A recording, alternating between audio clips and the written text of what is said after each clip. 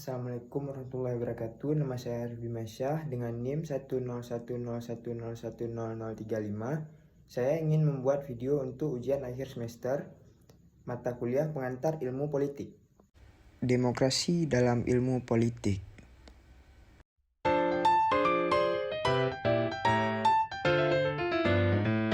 Tahap-tahap perkembangan metodologi ilmu politik. 1. Periode klasik. A. Politik di bawah agama. B. Raja sebagai wakil kekuasaan Tuhan di dunia. C. Manajemen kekuasaan politik diatur oleh Tuhan. 2. Tokoh zaman pencerahan. A. Marcus, Thomas Hobbes, John Locke, Jean Jacques Rousseau, Jeremy Bentham, John Stuart Mill, Montesquieu. Fokus bagaimana bentuk tatanan politik yang efektif, damai, tidak anarkis. Menurut Machiavelli, ada 3 bentuk pemerintahan yang tidak stabil. Yang pertama adalah monarki, atau pemerintahan oleh raja, berubah tirani atau raja yang kejam. Yang kedua, aristokrasi atau pemerintahan oleh sekelompok bangsawan, menjadi oligarki atau penguasa oleh segelintir orang secara sewenang-wenang. Yang ketiga, ada demokrasi menjadi anarki. Prinsip politik Machiavelli, tidak ada hak atau pengaturan politik yang datang dari Tuhan, melainkan semua harus diatur melalui proses politik untuk menciptakan tatanan dunia yang baik.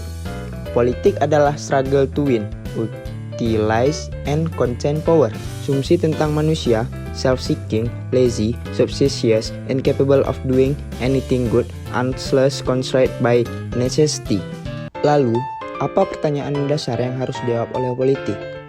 Prasyarat apa yang diperlukan agar warga negara mendukung tatanan politik dan setia kepada pemerintahnya? Dalam konteks masyarakat modern, bagaimana membentuk tatanan politik yang efektif, melindungi hak-hak rakyat, serta damai, tidak anarkis, dan tetap partisipatoris. Dalam buku Leviathan, artinya monster laut raksasa, Hobbes menyatakan bahwa manusia bersikap egois dan mau menang sendiri. Situasi yang digambarkan Hobbes adalah situasi tanpa adanya common power atau negara yang bisa memaksakan hukum serta apapun dan bertarung dengan siapapun untuk memperoleh yang mereka inginkan.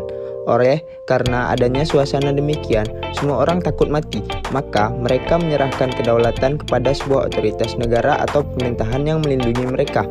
Argumen utamanya adalah 1. Kekuasaan yang otoritatif atau dari raja merupakan prasyarat untuk menciptakan tatanan politik yang efektif, damai, dan tidak anarkis.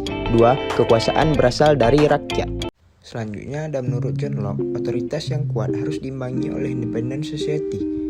Yang kedua, mandat kekuasaan yang diberikan rakyat kepada negara atau raja bisa dicabut apabila hak-hak rakyat tidak dilindungi. Yang ketiga, hak rakyat, life, liberty, dan estate. Yang keempat, hak hidup, hak bebas, dan hak untuk memilih.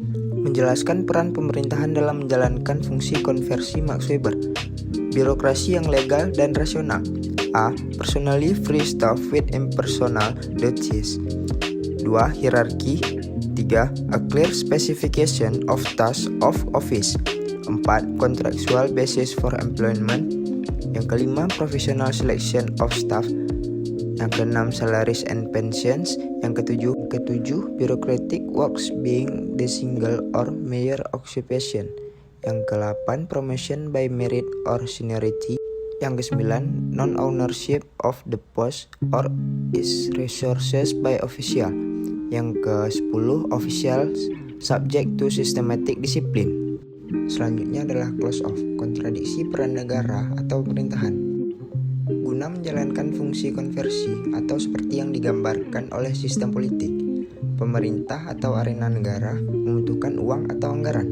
Pada poin selanjutnya, pemerintah tidak bisa menciptakan anggaran sendiri, melainkan harus melakukan ekstraksi dari luar atau salah satunya dari kelompok bisnis di arena pasar dalam bentuk pajak. Selanjutnya, hidup atau matinya atau survivor. Pemerintah tergantung pajak yang didapat atau ditarik dari bisnis, atau tergantung dari uang yang dihasilkan oleh kelompok bisnis. Fungsi pemerintah adalah mempertahankan lingkungan yang menguntungkan untuk kegiatan bisnis atau fungsi fasilitasi akumulasi modal. Dilemanya, pemerintah harus menjalankan fungsi input atau mengkonversi tuntutan dan dukungan dari semua voters yang ada di arena masyarakat. Namun, secara struktural harus menjaga agar akumulasi modal yang ada di arena bisnis harus tetap berjalan.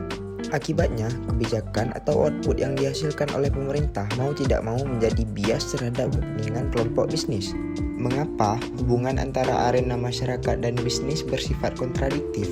Berikut adalah penjelasan dari Marcian.